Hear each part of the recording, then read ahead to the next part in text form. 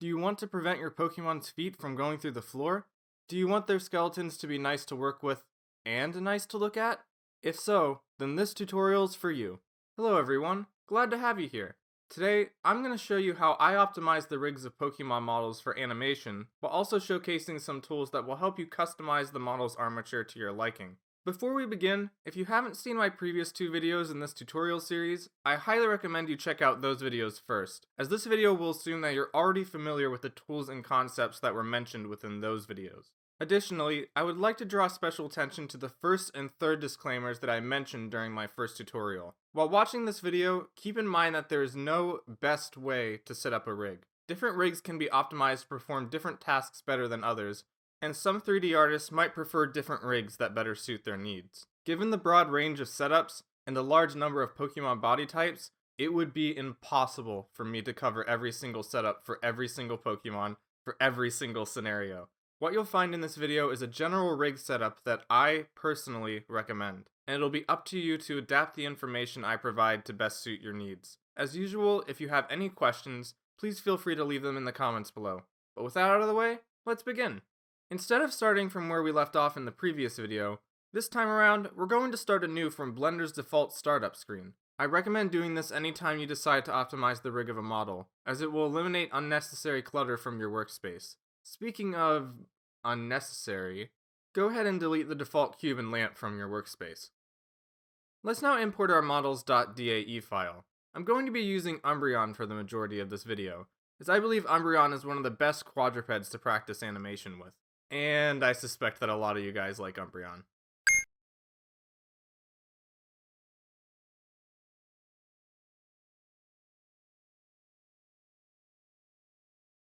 With our model in our scene, let's enable material shading and quickly take care of our model's appearance. A lot of this will be review, so I'll go over it quickly. Head to the materials settings and adjust each of the material's metallic and roughness values to your liking, giving each material an appropriate name as you go along.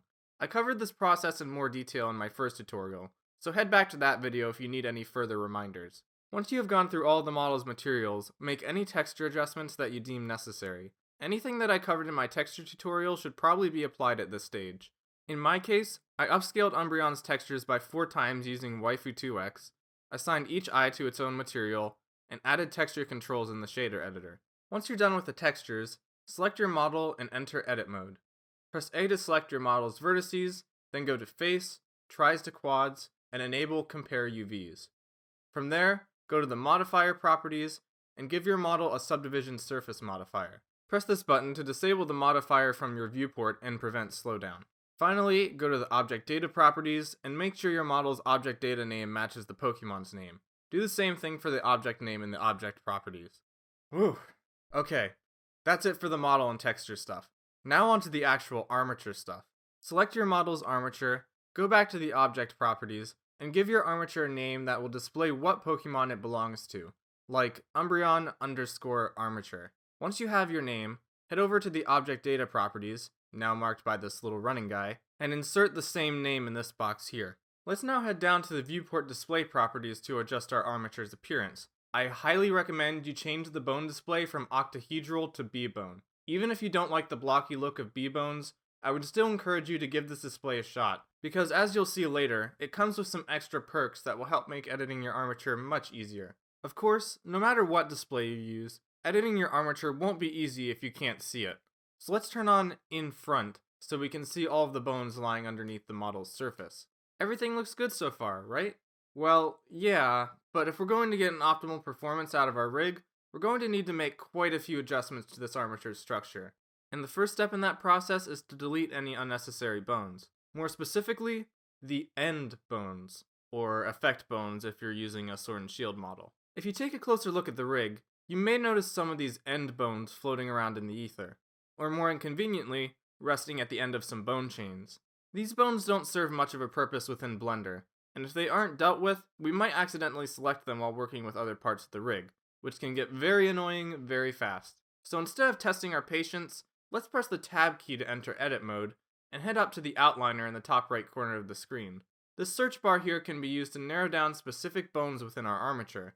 Since we're looking for end bones, type end into this bar. This will show us any object or bone with end in its name, and highlight them in green, while also showing us any other object or bone that is further up on the parenting hierarchy. By selecting the name of a bone in this list, we will also select it in the 3D viewport, a pretty convenient shortcut. All of our end bones should be within this list, so hold down the Control or Command key on your keyboard and select each of these end bones one by one. Make sure you don't have anything else selected, or else you might end up deleting something you don't want to. You can tell if you have something selected by checking for a blue bar on the left of the object or bone's name. If it's there, that object is currently selected, so make sure that all of the end bones have blue bars next to them and that any other object doesn't. Once you're sure, move your mouse over to the 3D viewport, press X, and delete the bones. The outliner should go blank after this, but don't worry. If you did everything correctly, only the end bones should have been deleted. The outliner is just unable to find any object or bones related to the term end anymore. Remove the term from the search bar by pressing this X button, and things should go back to normal. Now that the end bones are gone, what's next? How about we play with our armature a little bit and find out? Tab out of edit mode, select your armature, and enter pose mode. Near the top right corner, you may notice a small X button next to a small butterfly-like icon. This is the X-axis mirror button, and by enabling this, Blender will automatically mirror the actions on one side of the model to the other side, allowing us to do things like lift both the left and the right legs of the model at the same time. Or at least, that's how it's supposed to work. If we enable X-axis mirror and rotate our model's bones, you may notice that we aren't getting any mirrored actions. Rotating the left legs won't cause the right legs to move, or vice versa. Bummer. The reason X-axis mirror isn't working for us is because Blender can't understand the naming convention that assigns these bones to the left or right side, and as a result, it isn't able to copy the actions from one side to the other. In order to get things working again, we're going to need to rename our bones. Press Ctrl T to exit pose mode, select your armature, tab into edit mode, and make your way back to the outliner. Put a capital L into the search bar, and you're going to see a bunch of bones with a capital L placed in front of them. As you might guess, these are all the bones on the left side of the model, and any bones with a capital R in front of them are all on the right side. In order for Blender to understand which bone belongs to what side, we're going to need to put a dot or an underscore between the capital L or R and the rest of the bone's name. If you wish, you can go through each of these L and R bones one at a time and add the underscores manually, but I'm going to show you a trick that could help save you some time. Go up to Edit and then select Batch Rename. As the name suggests, this feature will allow us to rename all of these L and R bones at once. But in order to get our preferred result, we're going to need to make a few specifications. First, click All so that the tool can look for things beyond our current selection, and select Bones from this drop-down menu. If you're unable to select the Bones option, make sure you're in edit mode. Afterwards, enable Case Sensitive, and click this little star button. This button will allow us to input code commands to rename our bones, which may sound scary and complicated, but as long as you pay close attention, you shouldn't run into a single problem. Now, underneath the find bar, input the set of characters exactly as you see here. Caret, capital L, parenthesis, question mark equals, bracket, capital A, dash capital Z, bracket, parenthesis. Be extra careful to use the right parentheses in the right spots, and to capitalize the correct letters, as failing to do so could lead to some unintended results. Once you have finished inputting this command, head down to the replace bar and type in L underscore. This mess of characters is essentially telling Blender to look for any bone that starts with a capital L that's followed by another capital letter and replace that L with an L underscore. Due to the default naming conventions of these Pokemon models, the only bones that should ever fulfill this criteria are the bones on the left side of the model. So by running this command, we'll be able to rename all of these left bones at once, and allow Blender to recognize their status as such. However, before we do that, let's repeat this process for the right bones too. Click this plus button to give yourself another box to work with, and copy the characters from the first find bar into the second. The only thing we need to change is replacing the L in our code with an R. The same goes for the replace bar as well. Make sure case sensitive is turned on and that the star button is enabled here as well, and run that sucker.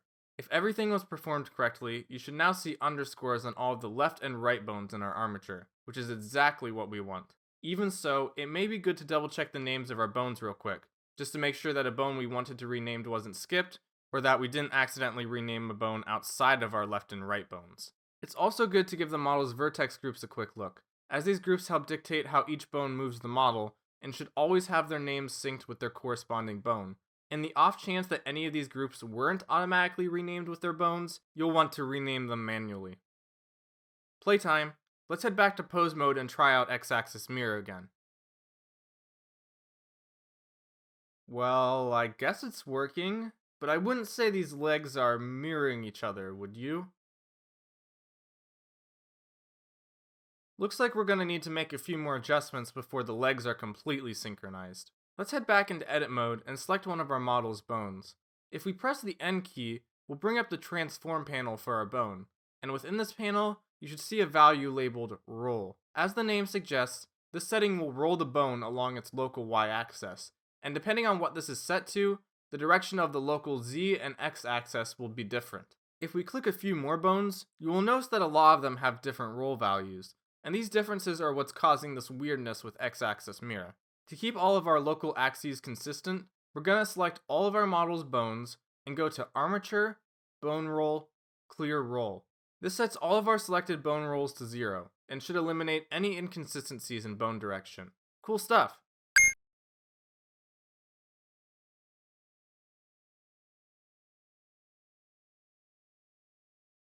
Let's head back to pose mode and try rotating our bones now.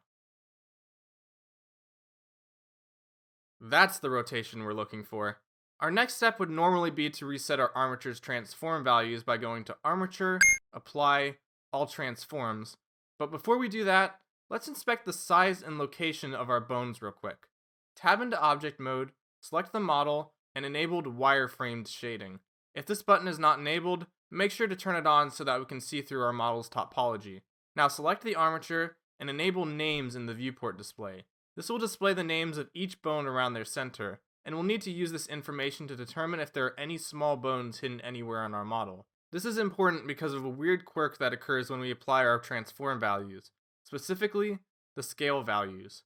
Even if you didn't have to shrink your model's armature down upon import, it's likely that the default scale values will be super low, and applying the armature scale with these low values will often result in super tiny bones disappearing from the rig entirely. While this isn't much of a problem for things like end bones, which we usually want to get rid of anyway, this quirk unfortunately affects deformation bones as well. So if your model has a small bone that controls a part of the body, you will lose that control upon applying the scale.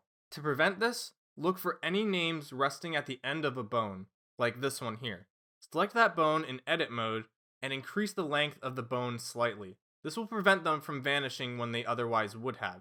Thankfully, it looks like there aren't any small deformation bones on this Umbreon model, which means we can continue applying our transforms as normal.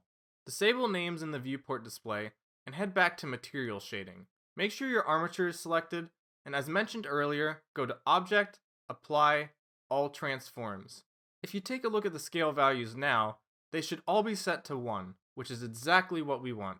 That said, if we check the scale values for the model, you'll notice that their values have been reduced to what the armature's scale values used to be. This isn't a big deal. Press Ctrl A to take a shortcut to our Apply menu, and apply the transforms for the model as well.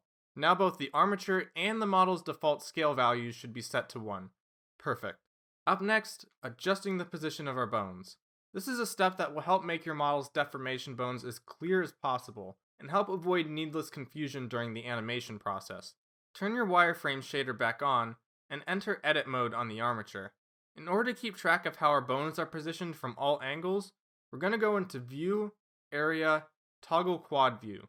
This will automatically split our viewport between a perspective, front, top, and side view, and referencing all of these views will ensure that we won't accidentally move a bone in an unintended direction. With all this talk about moving bones, I should probably explain a bit about how bones are structured in Blender, and how we're going to go about moving them. You see, a bone in Blender is comprised of 3 parts, and each of these parts can be selected separately.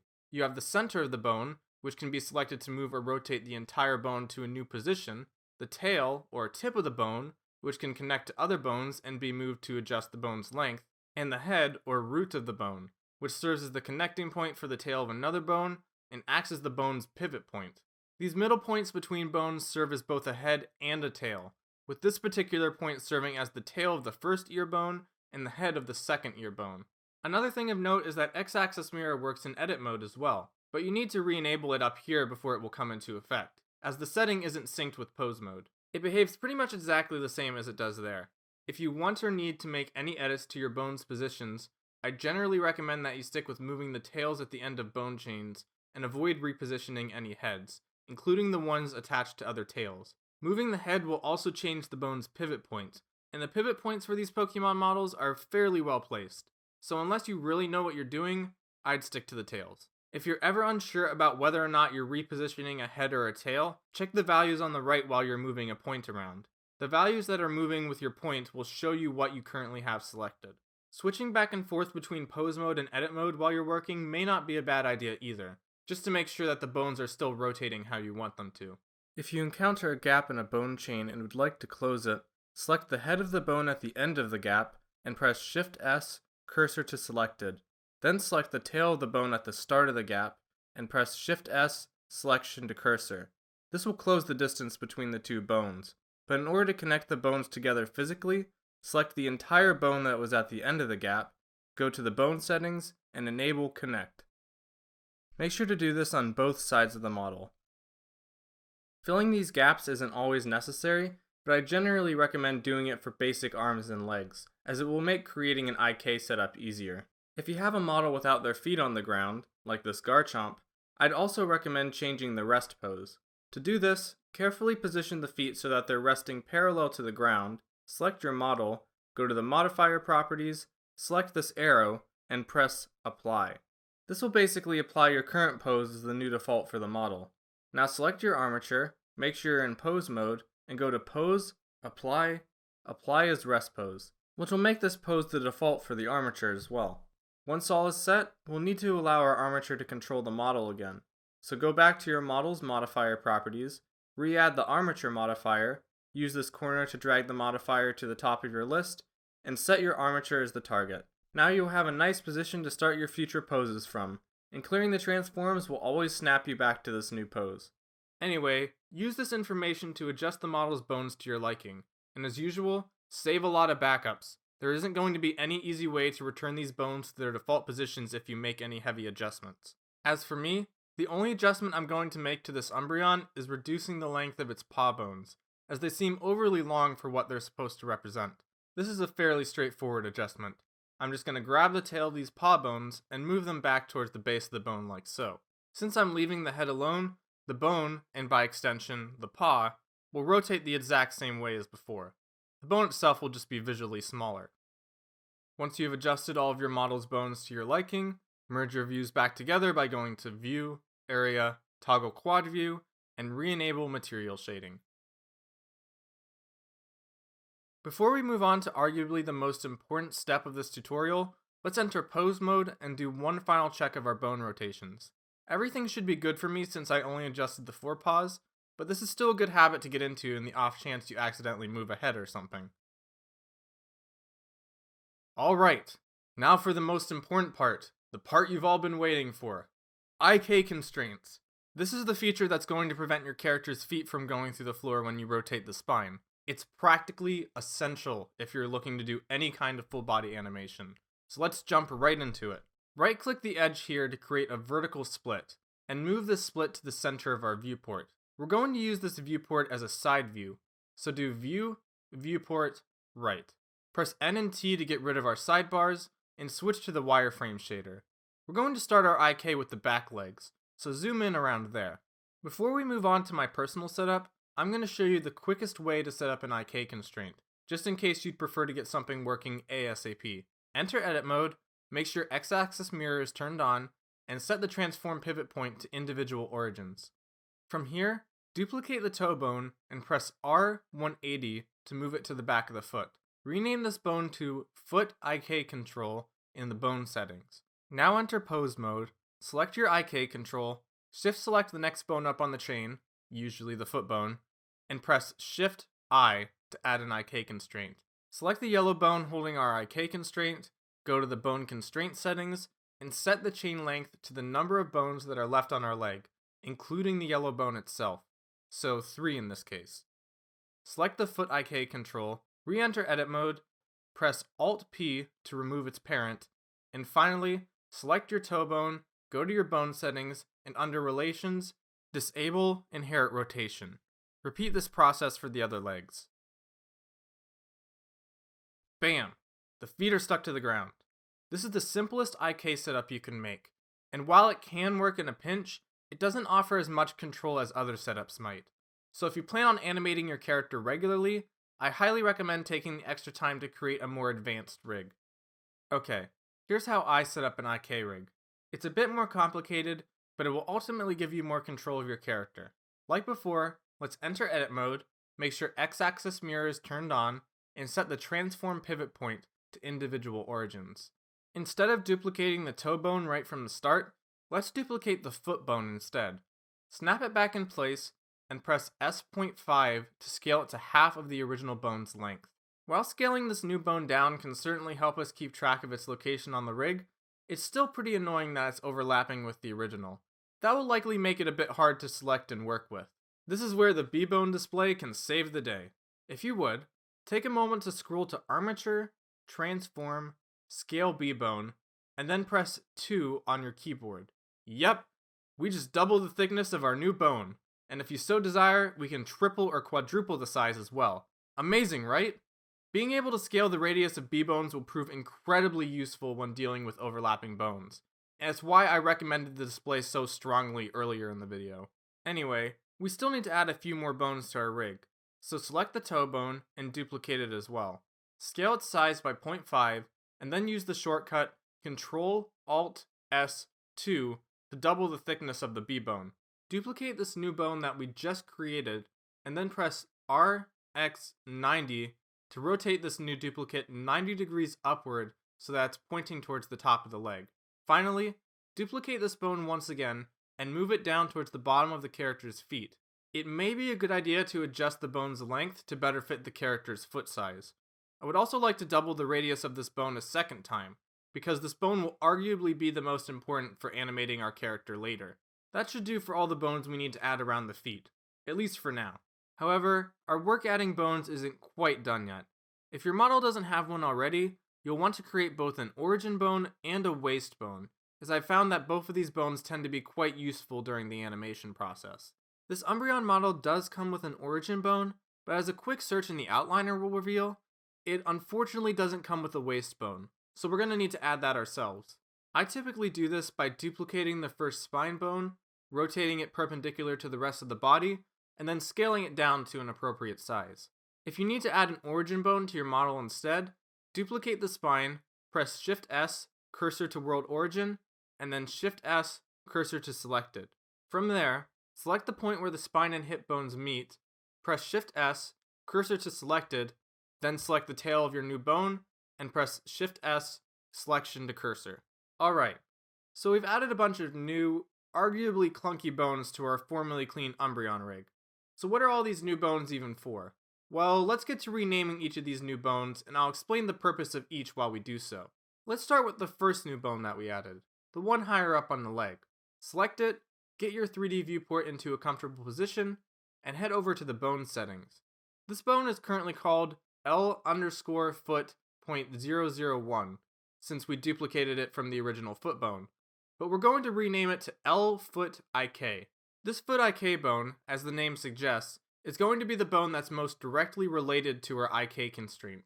We won't actually be moving this bone come animation time, but nonetheless, it serves as a mechanical core for our setup. Forgo it, and the rest of the IK constraint won't be able to function. Moving on, we'll select this bone and rename it to L_foot roll. This will let us control the rotation of the upper leg in relation to the lowest point on the foot. And more importantly, if the character has controllable toes that are separate from the rest of the foot, it will let us move the heel while keeping the toes on the ground. While it may seem clunky at first, and probably isn't as important for Umbreon considering the front of its paws aren't controllable, the foot roll bone can still offer you valuable levels of control, especially for things like walk cycles, so it's definitely worth including in your rig. Next, select this bone, and name it L-toe control. This bone will function the same as the normal toe bone does now, letting us rotate the toes on an individual basis. This may seem redundant at first, but the existence of this bone will also allow the toes to remain stagnant while the rest of the foot moves. which will prove useful if you want precise control of where the legs are positioned. Lastly, select this big bone down here and name it L foot control. Simply put, this will be the primary bone for controlling the leg. Whenever you want to change the leg's position or rotation, this will be the first bone that you want to grab. Our previous two bones will mainly work to complement the position of this one. Oh yeah, if you had to create an origin or waist bone, you're going to want to rename those bones as well. Our origin bone was here from the start, so we don't need to rename that, but we do need to rename our waist bone, so I'm going to go ahead and do that.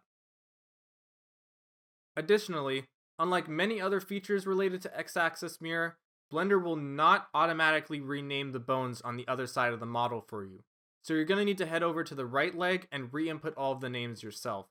Make extra sure that the names on these right bones match their left counterparts. Otherwise, they will not follow each other's actions while using X-axis mirror.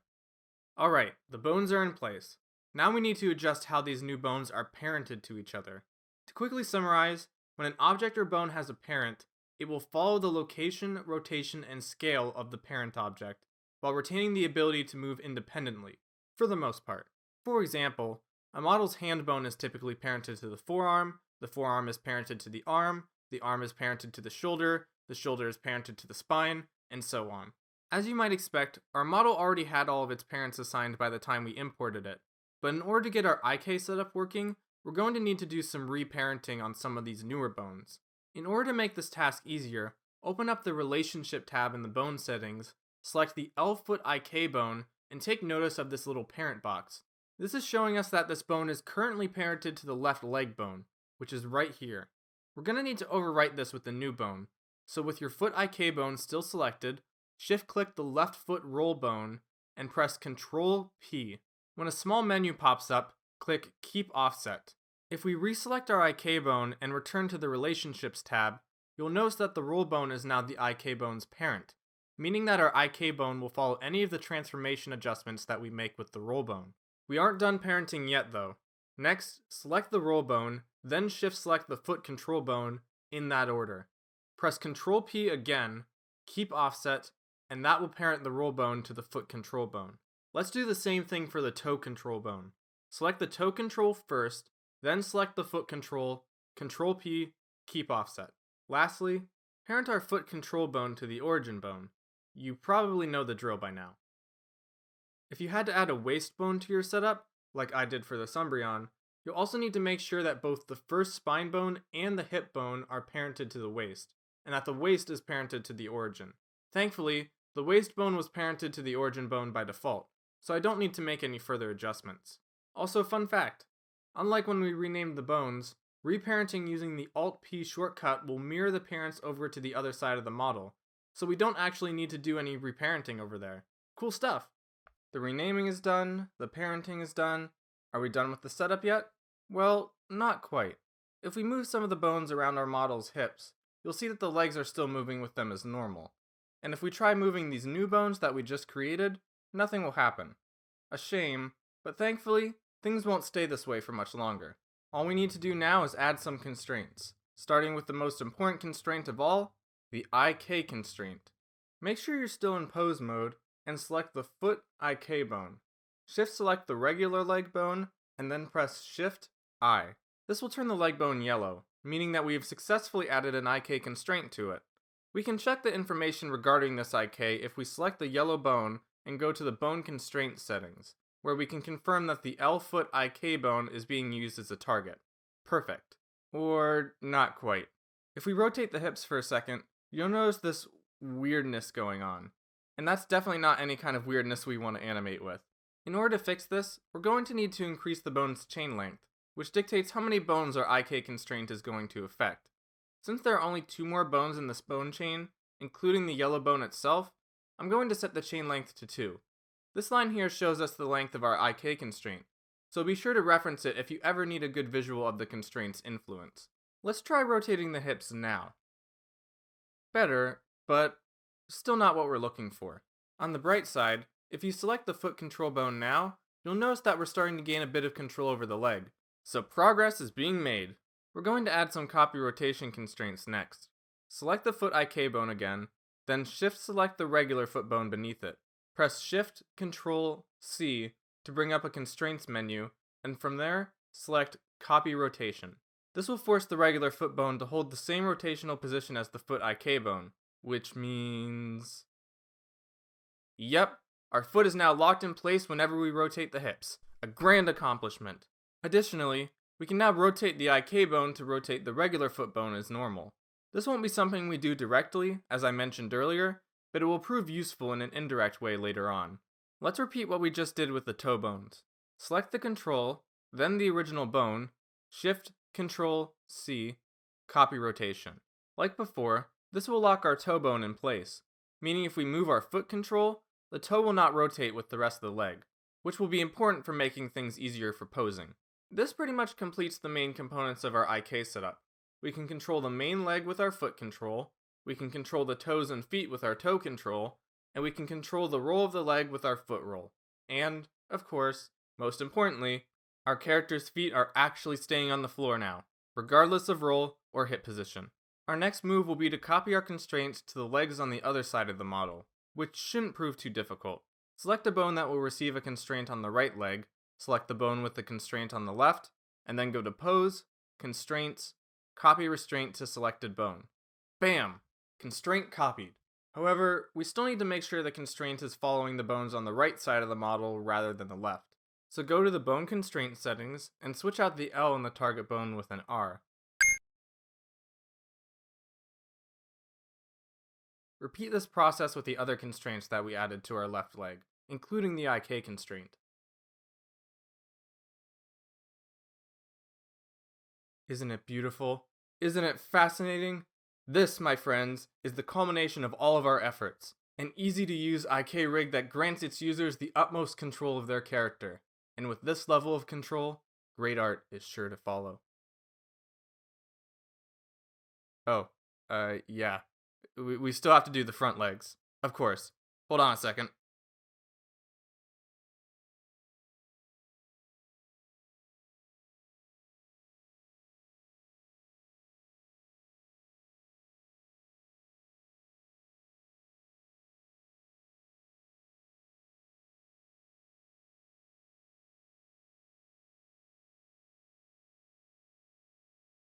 Well, that was a lot quicker this time.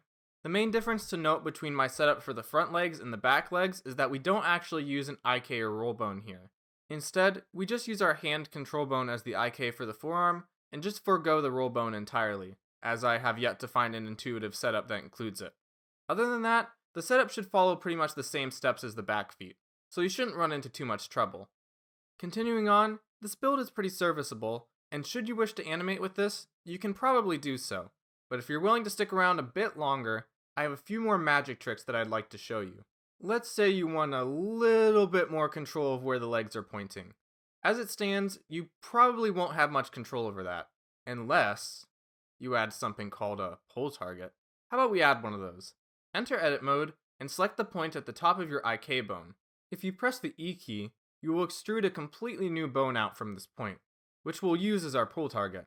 Press Y to even it out on the Y axis, click to confirm, select the bone, and then press Alt P, clear parent. This, as you may have guessed, removed any existing parent from this bone, allowing us more leeway in where we want to place it. Move the bone further out on the Y axis, reduce its length, and press Ctrl Alt S 4 to scale the radius by 4 times. Like any other bone we add to our rig, we're going to want to give these guys new names. So let's name them L arm pull and R arm pull, or L foot pull and R foot pull if you're still working with the back legs. If we check out the data for our IK constraint, you may notice there's an empty box here labeled pull target. Yep, you know where this is going. Select Umbreon's Armature from this drop-down menu, and then this new bone box that shows up, put in your pull bone. This will likely break your leg at first, but don't panic, we can fix this. Let's head into a front view to get a better look at how much the leg is twisting, and then head back to our IK constraint information. In order to fix this twist, we're going to need to play around with this pull angle setting a little bit. As you can see, adjusting these values will change the direction that the leg is pointing, and ideally, we would like this leg to be pointing straight, and by extension, towards our pull target. The number you need to put in here might vary, so scroll through values until the leg starts looking normal. Once you get close, Toggle your IK on and off with this I button to see if the leg starts jumping around a bit. This will show you how far your leg is from their default position, and we can use that information to further refine our pull angle. With the twist of the leg back to normal, try moving the pull target, and you will see that the leg generally points in the direction of the bone. Remember to set this all up on the right side of the model as well.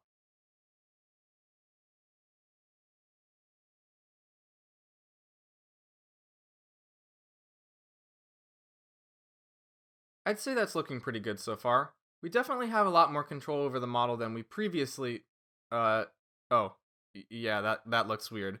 You see, while having a pull target can give us more control over the directionality of our legs, it also means that we need to keep the target in front of our legs in order to prevent them from flipping, which will require a lot of manual repositioning during big actions like walk or run cycles. This isn't too big of a deal, and working around this is certainly a viable option, but I'd like to show you a new trick that will help you keep your pull targets in front of your legs without manual adjustments. Before we continue, I'd like to give a big thank you to YouTuber Level Pixel Level for showcasing this technique in one of their videos, and their comment section for offering further refinements to the setup.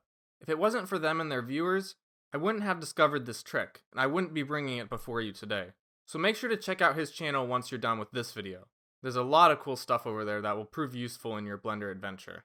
Anyway, on to the technique.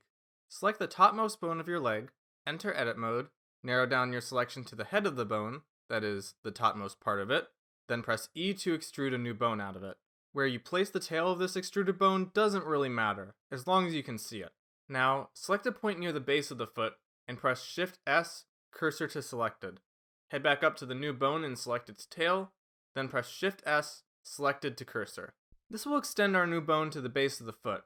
While not our final position for this bone, if we select it, and then move the cursor to the selection, it will place our cursor right in the middle of our top and bottom points, which will help us complete the rest of the setup. Now that the cursor is in place, press Shift S and scale the bone back towards the top of the chain. We'll want to duplicate this new bone we've been working with and move the duplicate to the cursor, so press Shift S, selection to cursor. Now we have a small bone near the middle of our leg. Perfect. One more bone left to place. Move your cursor to the base of the foot like before, and then duplicate the middle bone and send it to that cursor. Now it's renaming time. Select the new bone near the top of the leg and rename it to L arm or foot Pulcon T. Long name. Select the middle bone and give it the same name as the top bone, with the exception of the T at the end, which we'll just delete. The same naming scheme also applies to this bone at the bottom. Just replace the T with a B. As is standard, make sure to copy all of these names over to the right side counterparts, replacing the L at the start of their names with an R instead. Let's now check our parenting. This top bone should share its parent with the top bone of the leg chain, so either the latest bone in the spine, or if you're working with the back legs, the hips. Since we duplicated this top bone from our shoulder bone, its parent should be correct by default, and looking over here confirms that it is. Our middle bone's parent should be the same as the top bone, and since it was also duplicated from the top bone, which was duplicated from the shoulder, its parent should also be correct by default. This bottom bone is a different story though. We're going to want this to be parented to our arm or foot control rather than the spine or the hip. So shift select the arm control and use Control P, keep offset, to make this change. We're also going to want to parent our pull target to our middle bone, so go ahead and do that as well. Alright, all that's left now are the constraints, all of which will be applied to our middle bone. Enter pose mode, select the bottom bone, and then shift select the middle bone. Now press Shift, Control, C, copy transforms. This moves the middle bone to the bottom bone's position, which isn't ideal as it stands, but it'll make sense in due time. If we check our constraint settings, you may notice an influence bar at the bottom, which dictates how much control the constraint has over our bone, which, in this case, is how closely the middle bone will copy the transforms of the bottom one. Instead of leaving this at 1, let's put it at 0.5, which should leave our bone about 3/4 of the way down the leg. Time for another constraint. Select the top bone, then the middle, Shift, Control, C, copy transforms. Now our middle bone is sharing its properties with the top bone. Also not ideal, but unlike last time, instead of changing the influence bar, we're going to swap the position of these two constraints like so, as this dictates the order in which they are applied, and will move our bone back towards the middle of the leg, where it rightfully belongs. If we move our legs now, you'll notice that the middle bone is automatically adjusting itself to stay in the middle of the leg. Great, only 2 constraints left. Select the bottom bone, then the middle one, and add a copy rotation constraint. Follow that up by adding a damped track constraint.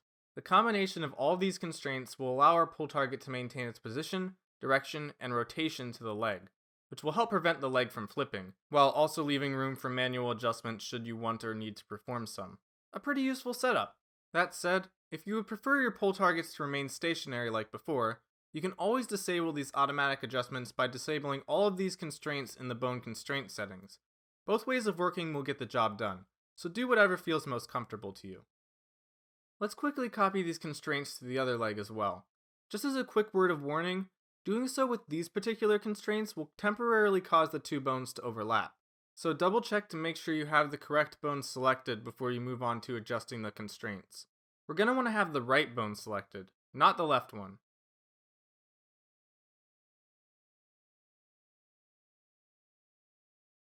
With that done, both of our front legs should be ready for animation.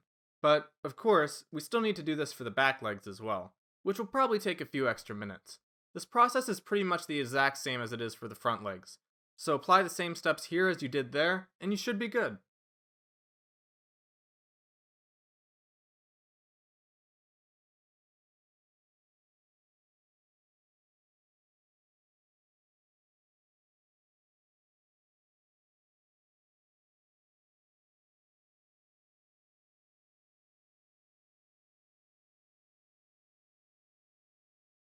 Nice. Our legs are fully constrained now, so if we wanted to, we could start animating from here. However, I think a good chunk of you would agree that our rig is looking a tad bit messy with all of these moving parts, which could disorient us while we're working. So how about we clean things up a bit? I'll right click between our 2 windows to join them together, since we won't be needing the 2 views anymore, and then go to the Armature properties. During our many visits to the Armature properties, you may have noticed this section mentioning layers. This section allows us to assign bones to specific layers and then toggle the visibility of those layers on and off, which in turn will make the bones in those layers visible or invisible. There are many ways you can organize your bone layers, and I recommend you experiment with this feature on your own time. But for now, I'm going to show you how I like to organize things. First off, go through your model and shift select any bones that aren't meant to be posed or adjusted during the animation process. This typically includes our original leg bones, our pull constraint bones, and if your leg bone has one, the dedicated foot IK bone. Once you have all these bones selected on one side of the model, go to Select, Select Mirror, and then enable Extend in the bottom left corner. This will automatically mirror your selection to the other side of the model.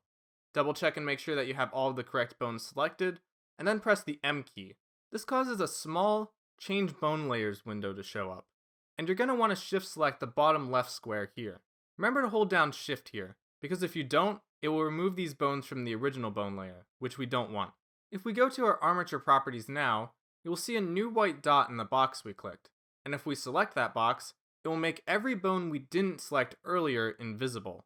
This bottom left layer is what I like to call our constrained bone layer, as it exclusively contains all of the bones that we won't be adjusting manually while animating.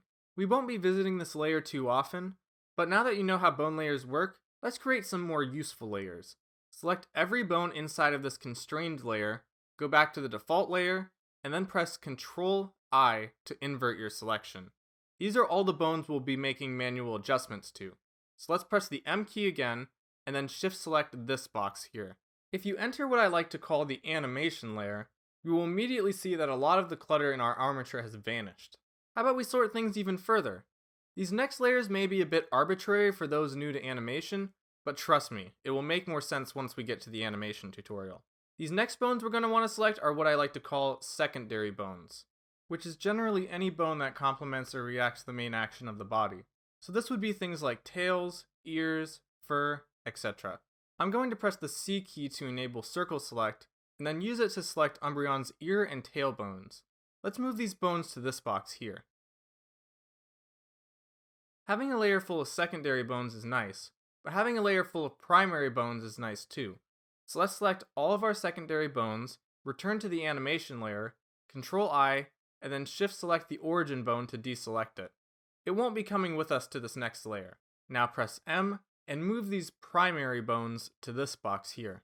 This primary layer is where the bulk of our animation work is going to take place.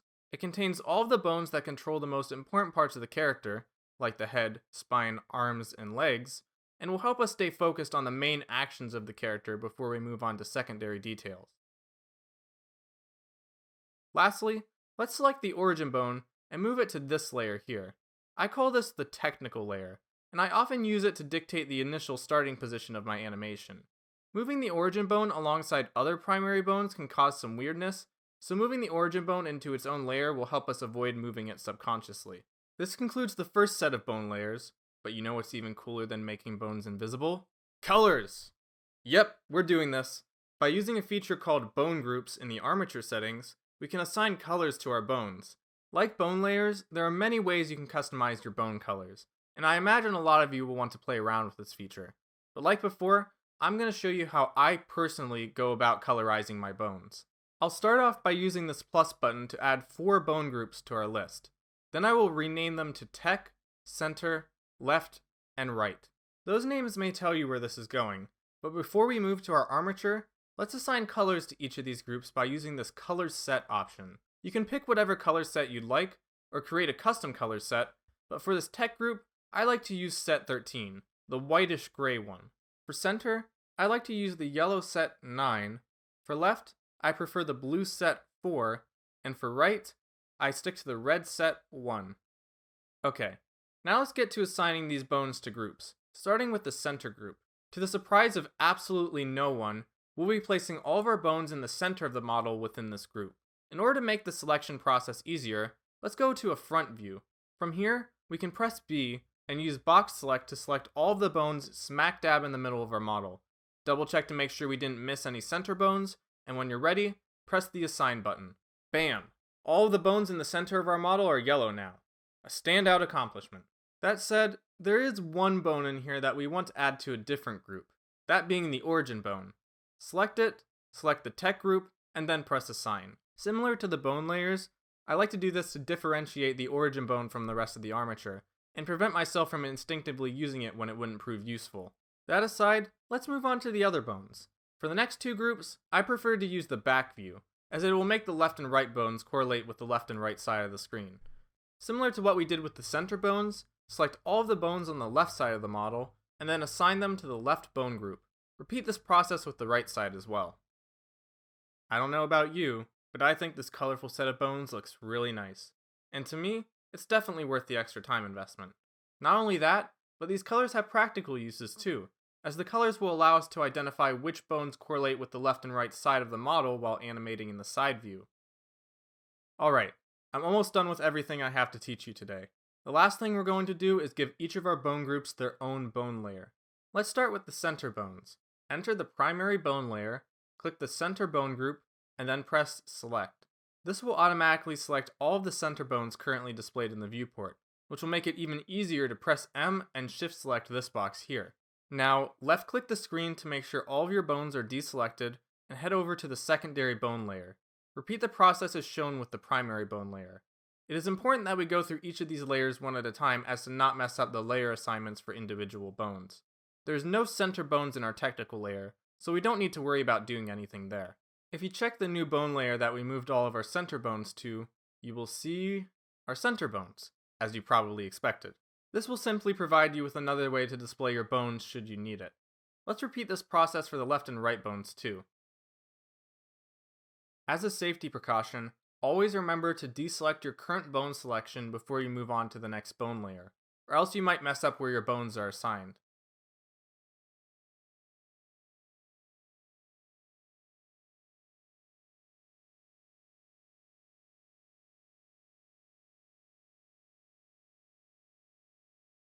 And that's it! I would consider this model completely ready for animation now. Great job on making it this far. I'm proud of you. At this point, I highly recommend you go to File, Save As, and save a new .blend file in your Pokémon Models folder. I also recommend naming it something that lets you know this blend file contains the optimized rig of your model, like Umbreon Rig. After that, don't build or add anything else to this blend file. Don't set up a render in it, don't make an animation with it, nothing. This file now exists solely to contain your model's rig and the constraints that are attached to it. Instead, we'll want to move this rig into a different blend file, a blend file that you specifically made for your render or animation. For the sake of demonstration, I'll use the blend file we used for our original Eevee render. If we would like to add our Umbreon rig to this scene, go to File, Append. Navigate to your Pokemon Models folder, and then select the blend file containing your Umbreon rig. From there, go to Objects, shift-select both your model and its armature, and then press Append. This will import the rig exactly as it was in the blend file we've been working on, with all of its constraints, bone layers, and bone groups intact. Now you can finally get around to making your masterpiece, and with your masterful rig by your side, nothing will stop you. Best of luck, friend. In our next tutorial, I'm going to use the rig we just created to show you how I approach character animation, which will allow you to practice animation fundamentals and good workflow habits, while also showing you how to animate a Pokemon's facial features, smooth out your character's motion, and export that motion as a video.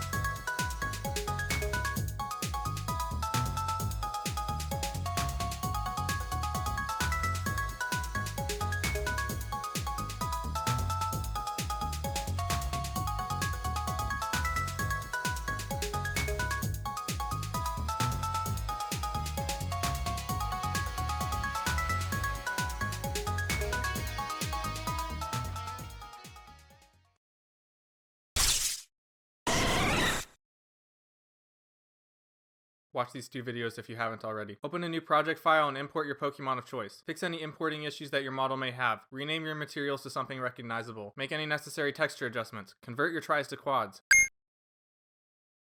Add a subdivision surface modifier. Make sure that your model's name matches the Pokemon's name in the object settings.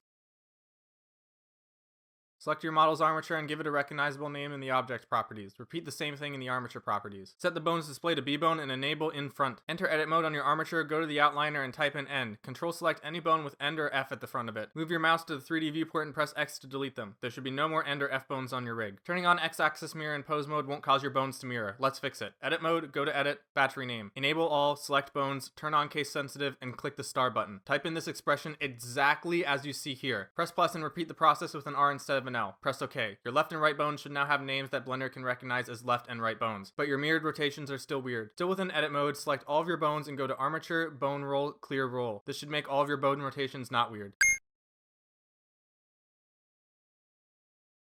Turn on wireframe shading, enable bone names on your armature, and check for any names resting at the end of a bone. If you find one, that means that there's a small bone there. Select it in edit mode and increase its length. This is to prevent these bones from disappearing during our next step. Object mode. Select your armature and go to Object, Apply, All Transforms. Do the same for your model. Once complete, press N and double check that the scale values for both the armature and model are 1. View, Area, Toggle Quad View. Enter edit mode, turn on X-axis mirror, and make any adjustments that you'd like to the length and position of your bones by moving their tips around. These tips are called tails, while the root of the bones are called the head. Head should generally remain in place. If you're unsure about what you're moving, check these bars here. If you encounter a gap in a bone chain and would like to fill it, select the head of the bone at the end of the gap, Shift S, cursor to selected. Then select the tail of the bone at the start of the gap, Shift S, selected to cursor. Now select the entire bone that was at the end of the gap, go to the bone settings, and enable connected to bind these two bones together. Do this on both sides of the model. If your character's feet aren't on the ground, pose them so that they are. Select the model, apply the armature modifier, select the armature, and go to Pose, Apply as Rest Pose. Afterwards, select your model again and reapply the armature modifier with the armature as the target. Make sure it is the first in the hierarchy. Exit quad view when you're finished. Double check all of your bones in pose mode and make sure they're still working how you want.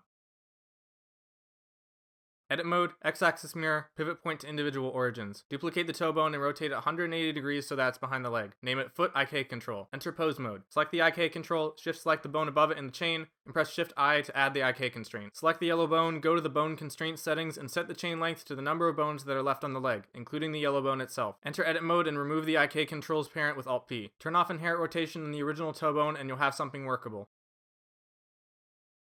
Split your viewport into two, with one side being a wireframe view from the side. Enter edit mode, set the pivot point to individual origins, and make sure X-axis mirror is turned on. Duplicate the foot bone, often the second to last bone in your chain, and snap it back in place. Press S.5 to scale it down by half, and press Ctrl Alt S2 to double its area size. Duplicate the toe bone in place, shrink it down, and increase its area size too. Duplicate this new toe bone and rotate it -90 degrees so that it's facing up. Duplicate this new toe bone again and move it to the bottom of the foot. Scale up its size so that it covers the whole foot. If your model does not have an origin or waist bone, you'll want to create them by duplicating the spine and adjusting the bone to an appropriate position. Rename your bones. This is the foot IK, this is the foot roll, this is the toe control, and this is the foot control. Name your waist and origin bone as such if you had to add them manually. Make sure to rename the new bones on the other side of the model as well. We're entering edit mode to adjust how the bones are parented to each other. Select the foot IK bone, shift select the foot roll bone, and press Ctrl P to parent the foot IK to the foot roll. From here, parent the foot roll to the foot control, the toe control to the foot control to the origin, and if applicable, the spine to the waist, the hips to the waist, and the waist to the origin. Double check to make sure this is done on both sides. Check the relationship tab in the bone settings if you need to know what a bone is currently parented to. Select the foot IK bone in pose mode, then shift select the bone above it in the bone chain. Press Shift I to add an IK constraint between the two bones. Go to the bone constraint settings with the yellow bone selected and set the chain length to however many bones are still left in the leg, starting from and including the yellow bone. Select the foot IK, shift select the foot bone, and press Ctrl Shift C to add a copy rotation constraint. Repeat this process with the toe control and the original toe bone. Your model's feet should be locked to the ground now. Double check to make sure all the constraints are working properly. Mirror these constraints to the other side of the armature by selecting a bone without a constraint, shift selecting the corresponding bone with the constraint, going to Pose, Constraint, Copy to select a bone, and changing the target bone to its right side equivalent. Repeat this process for the other bones one at a time. Double check your bones again. If you're using a quadruped, repeat this entire process for the front legs using the arm and hand bones as substitute for the foot and toe bones respectively. Exclude the dedicated roll and IK bones and have your hand control double as your IK bone. The end result should look like this.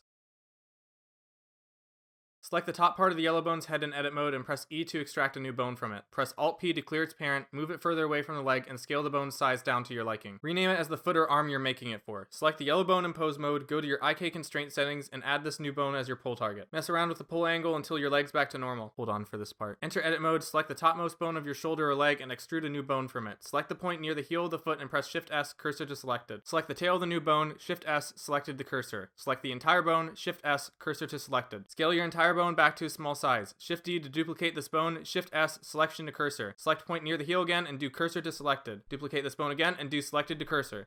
Name this top bone Pulcon T, the middle one Pulcon, and the bottom one Pulcon B. Parent Pulcon T and Pulcon to the same bones that the regular shoulder or thighs are parented to if they aren't like that already. Parent Pulcon B to the arm or foot control and parent your regular pull target to the Pulcon in the middle. Enter pose mode, select the bottom Pulcon, shift select the middle Pulcon, and use Ctrl Shift C to give it a copy transforms constraint. Set this constraint's influence to 0.5. Repeat this process with the top bone, but leave its influence at 1 this time. Swap the hierarchy of the 2 constraints around like so. Shift select the bottom and center bones again and add a copy rotation constraint. Then give it a damp track. Repeat the setup on the other legs if applicable. All this work was to make your pull targets automatically adjust to the legs and reduce the need for manual adjustments. If you would prefer not to have the pull targets automatically adjust, you can turn off these constraints in the middle bone like so. Test out your rig again.